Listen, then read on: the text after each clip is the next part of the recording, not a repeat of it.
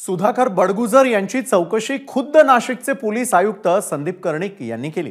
नाशिक पोलिसांच्या अंमली पदार्थ विरोधी पथकाच्या कार्यालयामध्ये ही चौकशी झाली आणि महत्त्वाचं म्हणजे हे सगळं प्रकरण आजच समोर आलं आणि तातडीने बडगुजर यांनी चौकशी देखील सुरू झालेली आहे।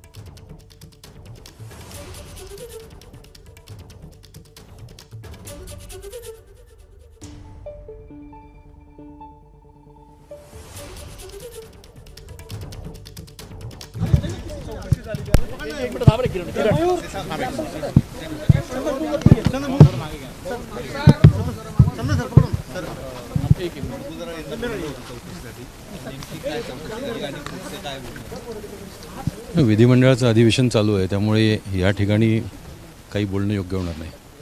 हा फोरम योग्य होणार नाही बोलायला।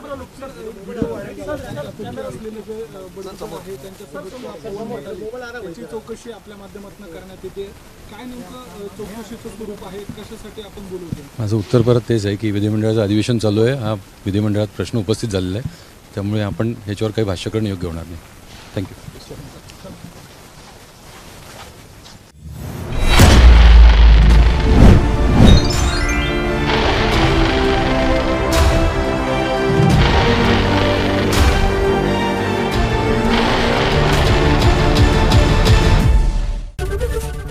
एबीपी माझा, उघडा डोळे बघा नीट।